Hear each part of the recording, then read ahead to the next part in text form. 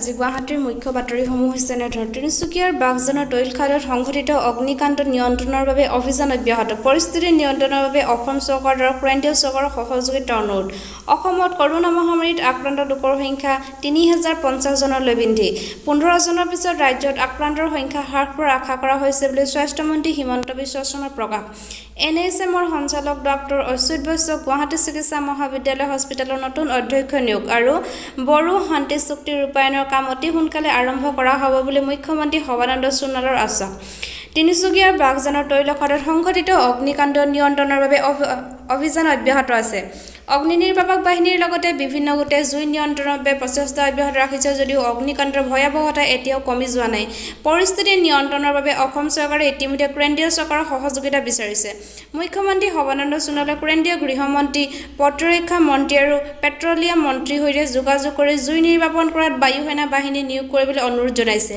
মুখ্যমন্ত্ৰী সৰ্বানন্দ সোণোৱালে কৈছে যে বাঘজানৰ ঘটনা নিয়ন্ত্ৰণৰ ক্ষেত্ৰত চৰকাৰে সকলো ব্যৱস্থা গ্ৰহণ কৰিছে পৰিস্থিতি নিয়ন্ত্ৰণৰ বাবে অগ্নি আৰু জৰুৰীকালীন সেনা বাহিনী আৰক্ষী NDRFৰ লগতে অন্যান্য বাহিনী কামত লগাবলৈ মুখ্যমন্ত্ৰীগৰাকীয়ে নিৰ্দেশ দিছে লগতে অঞ্চলটোৰ কাষৰীয়া লোকসকলৰ সুৰক্ষা নিশ্চিত কৰিবলৈ জিলা প্ৰশাসনক নিৰ্দেশ দিয়াৰ উপৰিও মুখ্যমন্ত্ৰীগৰাকীয়ে ৰাইজক শংকিত নহবলৈ আহ্বান জনাইছে উল্লেখযোগ্য যে যোৱা 14 দিন ধৰি গেছ নিৰ্গমন হৈ থকা এই খাদটোৰ সমীপত পৰিষ্কাৰকৰণৰ কাম চলি থকাৰ মাজতে কালি অগ্নিকাণ্ড সংঘটিত হয় এই ঘটনাত অগ্নি নিৰ্বাপক বাহিনী এজন কৰ্মী আহত হোৱা বুলি জানিব পৰা গৈছে তৈলখাদটোত জুই জ্বলি উঠাৰ পূৰ্বে কালি ছিংগাপুৰৰ পৰা অহা এটা বিশেষজ্ঞৰ দলে গেছৰ নিৰ্গমন বন্ধ কৰাৰ বাবে পৰিস্থিতি অধ্যয়ন কৰিছিল কালি দুপৰীয়া প্ৰচণ্ড শব্দ কৰি হোৱা বিস্ফোৰণৰ পাছতেই তৈলখাদটোত জুই জ্বলি উঠে বাঘজানৰ উপৰি তিনিচুকীয়া আৰু ইয়াৰ দাঁতিকাষৰীয়া অঞ্চলৰ আকাশ কলা ধোঁৱাই আৱৰি ধৰে প্ৰায় 50 কিলোমিটাৰ দূৰত্বৰ পৰা এই জুই পোহৰ দেখিবলৈ পোৱা গৈছে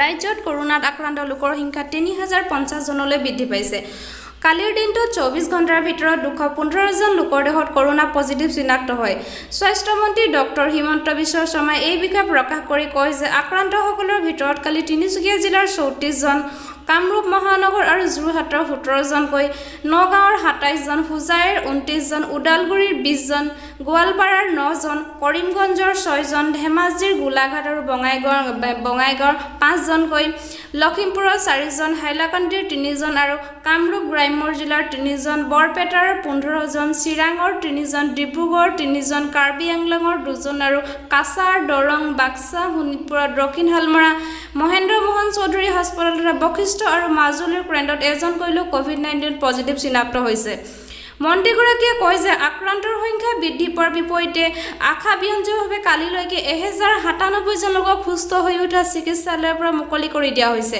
কালিৰ দিনটোতে মুঠ 313 জন লোকক চিকিৎসালয়ৰ পৰা ঘৰলৈ যাবলৈ দিয়া হৈছে বুলিও তেওঁ কয় বৰ্তমান 1945 জন লোক চিকিৎসাধীন হৈ আছে আৰু 5 জন লোকৰ ইতিমধ্যে মৃত্যু ঘটিছে ইফালে স্বাস্থ্যমন্ত্ৰী ডক্টৰ শৰ্মাই কালি হাফলঙত কোৱাৰেণ্টাইন কেন্দ্ৰত পৰিদৰ্শন কৰাৰ পিছত সাংবাদিকৰ আগত প্ৰকাশ কৰি কয় যে অহা 15 জনৰ পাছত ৰাজ্যত কৰোনা আক্ৰান্তৰ সংখ্যা হ্ৰাস পাব বুলি আশা কৰা হৈছে তেওঁ কয় যে সংক্ৰমণ প্ৰতিৰোধৰ প্ৰথম পৰ্যায়ত গ্ৰহণ কৰা লকডাউন ব্যৱস্থাৰ পিছত দ্বিতীয় পৰ্যায়ত বহিৰাজ্যৰ পৰা অহা লোকসকলৰ দ্বাৰা সংক্ৰমণ ৰোধ কৰাৰ ব্যৱস্থা লোৱা হৈছে ইতিমধ্যে বহিৰাজ্যৰ পৰা অহা লোকৰ সংখ্যা ক্ৰমান্বয়ে হ্ৰাস পাই অহাত আক্ৰান্তৰ সংখ্যাও যথেষ্ট হ্ৰাস পাই আহিব বুলি তেওঁ কয় বহিৰাজ্যৰ পৰা অহা বহু লোক বিভিন্ন ধৰণে আহিছে বাবেহে তেওঁলোক আক্ৰান্ত হলে সামাজিক সংক্ৰমণৰ ভয় থাকে সেয়ে এনে পৰিস্থিতি নহবৰ বাবে ৰাজ্য চৰকাৰে সংক্ৰমণ ৰোধৰ ক্ষেত্ৰত যুদ্ধকালীন তৎপৰতা গ্ৰহণ কৰি আহিছে বুলি তেওঁ কয় মন্ত্ৰীগৰাকীয়ে কালি ডিমা হাছাও জিলা ভ্ৰমণ কৰি হাফলং অসামৰিক চিকিৎসালয়ৰ চিকিৎসক আৰু স্বাস্থ্যকৰ্মীসকলৰ সৈতে মত বিনিময় কৰে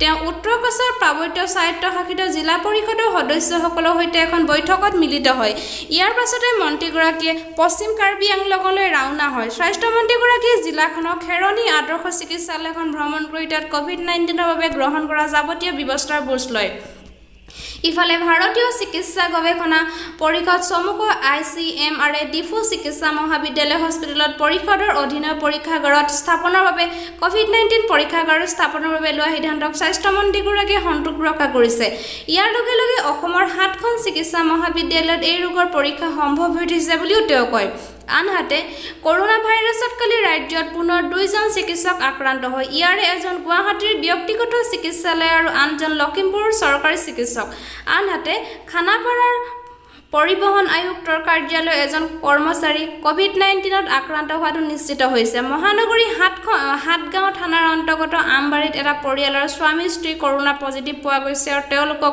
মহেন্দ্ৰ মোহন চৌধুৰী হস্পিটেলত ভৰ্তি কৰা হৈছে। ওদালগুৰি জিলাৰ অসামৰিক চিকিৎসালয়ত কোভিড-19ত আক্ৰান্ত 43জন লোক চিকিৎসাধীন হৈ আছে। আনহাতে জিলাখনৰ 24জন লোক সুস্থ হৈ উঠাত ঘৰলৈ যাবলৈ দিয়া হৈছে। চিৰাং জিলাত বিগত 2টা দিনত কৰোনা ৰোগত 5জন লোক আক্ৰান্ত হৈছে। কালি আক্ৰান্ত এটি 6 বছৰীয়া শিশুকে ধৰি এই 5জনৰ সৈতে জিলাখনত এতিয়ালৈকে কৰোনা মহামাৰীত আক্ৰান্ত লোকৰ সংখ্যা 11জনলৈ বৃদ্ধি পালে। আমাৰ চিৰাঙৰ সংবাদদাতাই জনোৱা মতে কালি 2 নম্বৰ বেংটল আৰু পলাশগুৰি গাঁৱত 2জন যুৱক কোভিড-19ত আক্ৰান্ত হোৱাৰ পিছত প্ৰশাসনে গাঁও দুখন কণ্টেইনমেণ্ট জ'ন হিচাপে ঘোষণা কৰিছে।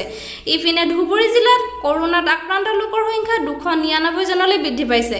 জিলাখনৰ বিভিন্ন কোৱাৰেণ্টাইন কেন্দ্ৰত বৰ্তমান 920জন লোকক ৰখা হৈছে। আনহাতে কামৰূপ গ্ৰাম্য জিলাতো কালিৰ দিনটোত আৰু 4জন লোক কৰোনাত আক্ৰান্ত হোৱাৰ ফলত জিলাখনত এই মহামাৰীত আক্ৰান্ত লোকৰ সংখ্যা 68জনলৈ বৃদ্ধি পালে। ৰাজ্যৰ স্বাস্থ্য বিভাগে গুৱাহাটী চিকিৎসা মহাবিদ্যালয় হস্পিটেলত নতুন অধ্যক্ষ হিচাপে ৰাষ্ট্ৰীয় স্বাস্থ্য সেৱা মিছনৰ সঞ্চালক ডাক্তৰ অচ্যুত বৈশ্যক নিয়োগ কৰিছে। চিকিৎসা মহাবিদ্যালয়খনৰ অধ্যক্ষ ডাক্তৰ ৰত্ন তালুকদাৰক অব্যাহতি দিয়া হৈছে। স্বাস্থ্য বিভাগে কালি জৰুৰীভাৱে NHMৰ সঞ্চালক ডাক্তৰ অচ্যুত বৈশ্যক চিকিৎসালয়খনৰ দায়িত্ব দিবলৈ নিৰ্দেশ দিছে। আনহাতে গুৱাহাটী চিকিৎসা মহাবিদ্যালয় হস্পিটেলৰ অধীক্ষক ডাক্তৰ ৰমেন তালুকদাৰক লখিমপুৰলৈ বদলি কৰি তেওঁৰ স্থানত মহেন্দ্ৰ মোহন চৌধুৰী হস্পিটেলৰ অধ্যক্ষ ডাক্তৰ অভিজিত শৰ্মাক GMCHৰ অধ্যক্ষৰ দায়িত্ব প্ৰদান কৰা হৈছে।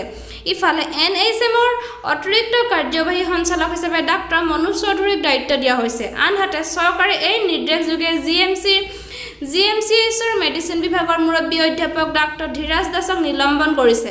স্বাস্থ্যমন্ত্ৰী ডক্টৰ হিমন্ত বিশ্ব শৰ্মাই সাংবাদিকৰ আগত প্ৰকাশ কৰিছে যে গুৱাহাটী চিকিৎসা মহাবিদ্যালয় হস্পিটেলৰ চিকিৎসা ব্যৱস্থাৰ দিশতো অধিক উন্নত কৰাৰ লক্ষ্যৰে এই সাল সলনি ঘটোৱা হৈছে। আনহাতে মেডিচিন বিভাগৰ মুৰব্বী চিকিৎসকজনৰ নিলম্বন সম্পৰ্কত তেওঁ কয় যে স্বাস্থ্য বিভাগৰ প্ৰধান সচিবে GMHৰ কোভিড চিকিৎসাৰ বিভিন্ন দিশ পৰ্যালোচনা কৰাৰ পিছত চিকিৎসকজনৰ কিছু গাফিলতি ধৰা পৰাত তেওঁ নিলম্বন কৰা হৈছে।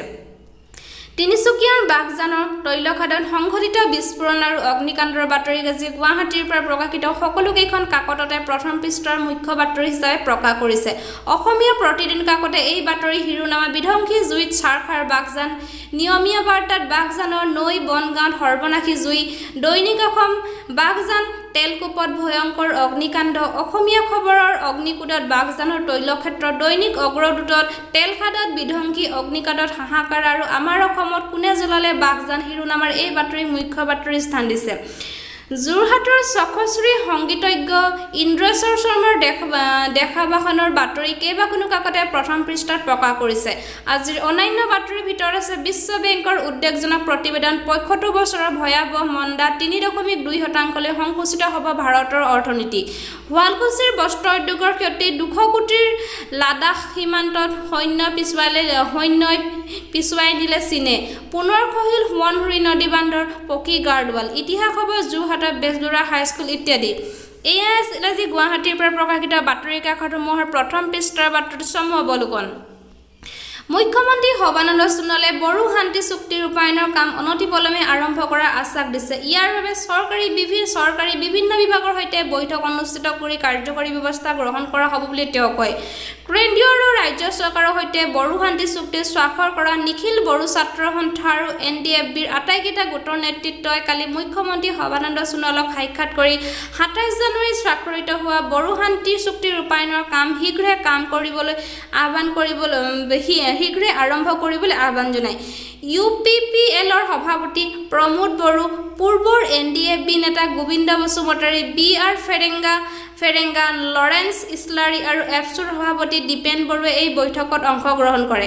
বড়ো শান্তি চুক্তি স্বাক্ষৰিত হোৱাৰ পিছত চুক্তি স্বাক্ষৰকাৰীৰ সৈতে মুখ্যমন্ত্ৰীৰ প্ৰথমখন বৈঠকত নেতাসকলে শান্তি চুক্তিৰ দফাসমূহৰ কাৰ্যকৰী কথাত গুৰুত্ব আৰোপ কৰে। তেওঁলোকে BTR চুক্তি ৰূপায়ণ, পূৰ্বৰ NDFB সদস্যৰ বিৰুদ্ধে থকা গোচৰ প্ৰত্যাহাৰৰ লগতে তেওঁলোকৰ পুনৰ সংস্থাপন আৰু অসমীয়া ভাষা আইন 2020ৰ কাৰ্যকৰীকৰণৰ বিষয়ত মুখ্যমন্ত্ৰীৰ সৈতে আলোচনা কৰে। চুক্তিখন অন্তৰ্ভুক্ত এই বিষয়সমূহত কাৰ্যকৰী কৰিবলৈ তেওঁলোকে চৰকাৰৰ ওচৰত দাবী জনায়। মহাত্মা গান্ধীৰ ৰাষ্ট্ৰীয় গ্ৰাম্য নিয়োগ নিশ্চিতকৰণ আঁচনি অৰ্থাৎ MGNREGAৰ অধীনত চলিত বিত্তীয় বৰ্ষত 1,01,500 কোটি টকাৰ অধিক ধনৰ অনুমোদন দিয়া হৈছে। ইতিমধ্যে ইয়াৰ 31,493 কোটি টকা মুকলি কৰি দিয়া হৈছে। কেন্দ্ৰীয় কৃষি আৰু কৃষক কল্যাণ মন্ত্ৰী নৰেন্দ্ৰ সিং টোমৰে এই কথা প্ৰকাশ কৰি কৈছে যে এই আঁচনিৰ অধীনত 60 কোটি 80 লাখ কৰ্মদিন সৃষ্টি কৰা হৈছে। ইয়াৰ জৰিয়তে 6 কোটি 69 লাখ লোকে কামৰ সুবিধা লাভ কৰিব বুলিও তেওঁ উল্লেখ কৰে। ইপিনে লকডাউনৰ সময়ছোৱাত বিভিন্ন ৰাজ্যত আবদ্ধ হৈ থকা প্ৰব্ৰজনকাৰী শ্ৰমিকসকলক 15 দিনৰ ভিতৰত নিজ নিজ ৰাজ্যলৈ ঘূৰাই পঠিয়াবলৈ উচ্চতম ন্যায়ালয়ে সকলো ৰাজ্য চৰকাৰক নিৰ্দেশ দিছে। তদুপৰি শ্ৰমিকসকলক দক্ষতা বিকাশ আৰু নিয়োজনৰ ব্যৱস্থা কৰিবলৈও ন্যায়ালয়ে নিৰ্দেশ দিছে। ন্যায়ালয়ে লগতে লকডাউন উলংঘা কৰা সন্দৰ্ভত এনে শ্ৰমিকসকলৰ বিৰুদ্ধে ৰুজু হোৱা গোচৰসমূহ প্ৰত্যাহাৰ কৰিবলৈও নিৰ্দেশ দিছে। ৰাজ্যবাসীৰ ইতিবাচক সঁহাৰিৰ লগতে সাফল্য লাভ কৰাৰ পিছত অসম চৰকাৰে অসম সামৰিক নিৰীক্ষণ কাৰ্যসূচীৰ দ্বিতীয় পৰ্যায়ৰ ৰূপায়ণৰ সিদ্ধান্ত গ্ৰহণ কৰিছে। ৰাষ্ট্ৰীয় স্বাস্থ্য অভিযান অসমৰ উদ্যোগত এই স্বাস্থ্য ৰক্ষা কাৰ্যসূচীৰ অধীনত জনসাধাৰণৰ মাজত কৰোনা ভাইৰাছৰ সংক্ৰমণ নিৰীক্ষণ কৰিবৰ বাবে স্বাস্থ্যকৰ্মীসকলে প্ৰতিটো বাসগৃহ পৰিদৰ্শন কৰিব। এই পৰিদৰ্শন কালত তেওঁলোকে ইনফ্লুৱেঞ্জা আৰু অন্যান্য ফ্লুজাতীয় ৰোগ আৰু শ্বাস প্ৰশ্বাস সম্বন্ধীয় সংক্ৰমণসমূহ চিনাক্ত কৰিব। তেওঁলোকে লগতে জাপানীজ এনকেফ্লাইটিছ, মেলেৰিয়া, ডেংগু আদি পৰীক্ষাও কৰিব। স্বাস্থ্যকৰ্মীসকলে বানৰ সময়ত হ'ব পৰা ডায়েৰিয়া ৰোগৰ প্ৰতিৰোধ আৰু ORSৰ ব্যৱহাৰৰ সম্বন্ধে ৰাইজক অৱগত কৰিব। তদুপৰি অন্যান্য ঋতুকালীন ৰোগ আৰু স্বাস্থ্য ৰক্ষাৰ ক্ষেত্ৰত ল'বলগীয়া সাৱধানতাৰ বিষয়েও সজাগতাৰ সৃষ্টিৰ প্ৰয়াস কৰিব। গৃহ পৰিদৰ্শনৰ সময়ত স্বাস্থ্যকৰ্মীসকলক সম্পূৰ্ণ সহযোগ কৰিবলৈ চৰকাৰে সকলোকে আহ্বান জনাইছে। এই ক্ষেত্ৰত সবিশেষ জানিবৰ বাবে আশাকৰ্মী, ANM, উপায়ুক্তৰ নিয়ন্ত্ৰণ কক্ষ অথবা 104 যোগাযোগ কৰিবলৈ সকলোকে আহ্বান জনোৱা হৈছে। মিজোৰামত কালিৰে পৰা 14 দিনলৈ অৰ্থাৎ 22 জুনলৈ ৰাজ্যখনত সম্পূৰ্ণ লকডাউন অব্যাহত আছে। মুখ্যমন্ত্ৰী জোৰাম থাংগাৰ অধ্যক্ষতাত অনুষ্ঠিত উচ্চ পৰ্যায়ৰ বৈঠকত এই সম্পূৰ্ণ লকডাউনৰ সিদ্ধান্ত গ্ৰহণ কৰা হয়। চৰকাৰী সূত্ৰই প্ৰকাশ কৰা মতে যোৱা সপ্তাহত ৰাজ্যখনত ক'ভিড আক্ৰান্ত ৰোগীৰ সংখ্যা বৃদ্ধি পোৱাৰ পৰিপ্ৰেক্ষিতত ৰাজ্য চৰকাৰে এই লকডাউনৰ সময়সীমা বৃদ্ধি কৰে। অৱশ্যে COVID-19ৰ সংক্ৰমণ নঘটা গ্ৰাম্য অঞ্চলসমূহ এই কঠোৰ নীতি নিৰ্দেশনা বলবৎ নহয়। বৈঠকত বিভিন্ন প্ৰতিষ্ঠানত অব্যাহত থকা কোৱাৰেণ্টাইনৰ সময়সীমা 14 দিনৰ পৰিৱৰ্তে 21 দিনলৈ বৃদ্ধি কৰাৰ সিদ্ধান্ত গ্ৰহণ কৰা হয়। ইয়াৰ পূৰ্বে যোৱা 30 মে'ত ৰাজ্য চৰকাৰে যাতায়াত আৰু ব্যৱসায়িক ক্ষেত্ৰত বিভিন্ন শিথিলতাৰে এই লকডাউন 1 জুনৰ পৰা 30 জুনলৈ আৰোপ কৰিছিল। ৰাজ্যখনৰ স্বাস্থ্যমন্ত্ৰীয়ে জনোৱা মতে বহিৰাজ্যৰ পৰা উভতি অহা লোকসকলক 21 দিনৰ বাবে কোৱাৰেণ্টাইনত ৰখা হ'ব। উল্লেখযোগ্য যে ৰাজ্যখনত COVID-19ত আক্ৰান্ত ৰোগীৰ সংখ্যা 41 জনলৈ বৃদ্ধি পাইছে। মেঘালয়ত নতুনকৈ আৰু 3 জন লোক COVID-19ত আক্ৰান্ত হৈছে। ইয়াকে লৈ ৰাজ্যখনত ক'ভিড ৰোগীৰ সংখ্যা 39লৈ বৃদ্ধি পালে। মুখ্যমন্ত্ৰী কনৰাড চাংমাই টুইটযোগে জনোৱা মতে এই লোককেইজন যোৱাই পশ্চিম জয়ন্তীয়া পাৰ্বত্য জিলাৰ বাসিন্দা আৰু তেওঁলোক দিল্লী আৰু উত্তৰাখণ্ডৰ পৰা উভতি আহিছিল। আক্ৰান্ত আটাইকেইজন কোৱাৰেণ্টাইনত আছিল বুলি মুখ্যমন্ত্ৰীগৰাকীয়ে জানিবলৈ দিয়ে। ছিকিমত COVID-19ত আক্ৰান্ত ৰোগীৰ সংখ্যা 4 জনলৈ বৃদ্ধি পালে। ৰাজ্যৰ স্বাস্থ্য বিভাগৰ সঞ্চালকে প্ৰধানে জনোৱা মতে 7 জন ব্যক্তিৰ স্বাস্থ্য পৰীক্ষা কৰোৱাৰ পিছত 3 জন ক'ভিড নিগেটিভ বুলি চিনাক্ত কৰা হয়। বিষয়াগৰাকীয়ে জনোৱা মতে এই লোককেইজন বহিৰাজ্যৰ পৰা আহিছিল। ইপিনে যোৱা মণিপুৰত 63 জন লোক নতুনকৈ কৰোনাত আক্ৰান্ত হৈছে। ইয়াকে লৈ ৰাজ্যত কৰোনা ৰোগীৰ সংখ্যা 272 জনলৈ বৃদ্ধি পালে। ইম্ফলত থকা আঞ্চলিক চিকিৎসা বিজ্ঞান প্ৰতিষ্ঠান চমুকৈ ৰিমছত কালি নমুনা পৰীক্ষা কৰাৰ পিছত 24 জন আৰু জৱাহৰলাল নেহৰু চিকিৎসা বিজ্ঞান প্ৰতিষ্ঠানৰ 39 জনৰ নমুনা কৰোনাত আক্ৰান্ত বুলি ধৰা পৰিছে। এই আটাইকেইজন লোক অলপতে বহিৰাজ্যৰ পৰা মণিপুৰলৈ উভতি আহিছিল আৰু ইয়াৰে 24 জন বিষ্ণুপুৰ জিলা, 18 জন কাকচিং জিলাৰ। একেদৰে নাগালেণ্ডত কৰোনাত নতুনকৈ 5 জন লোক আক্ৰান্ত হোৱাৰ ফলত COVID-19ত আক্ৰান্ত লোকৰ সংখ্যা 122 জনলৈ বৃদ্ধি পাইছে। ৰাজ্যখনৰ পেৰেন জিলাত 63 জন লোক ক'ভিডত আক্ৰান্ত হোৱাৰ বিপৰীতে মন জিলাত 23 জন, ডিমাপুৰত 10 জন, টুৱেনচাঙত 7 জন, কোহিমা আৰু কিফিৰত 5 জনকৈ আৰু ফেক জিলাত 1 জন লোক COVID-19ত আক্ৰান্ত হৈছে। বতৰ বিজ্ঞান কেন্দ্ৰই জনোৱা বতৰৰ আগজাননী অনুসৰি অহা 24 ঘণ্টাত ৰাজ্যৰ কোনো অঞ্চলৰ আকাশ আংশিকভাৱে মেঘাচ্ছন্ন হৈ থাকিব, গৰমৰ প্ৰকোপ অব্যাহত থাকিব। এই সময়ছোৱাত অঞ্চলটোৰ তাপমাত্ৰা সৰ্বোচ্চ 35 ডিগ্ৰী আৰু সৰ্বনিম্ন 25 ডিগ্ৰী চেলচিয়াছৰ আশে-পাশে থকাৰ সম্ভাৱনা আছে। আপোনালোকে যদি মোৰ চেনেলটো ভাল পাইছে তেতিয়াহ'লে লাইক কৰিব, শ্বেয়াৰ কৰিব, কমেণ্ট কৰি জনাব, লগতে ছাবস্ক্ৰাইব কৰিবলৈ নাপাহৰিব। ধন্যবাদ।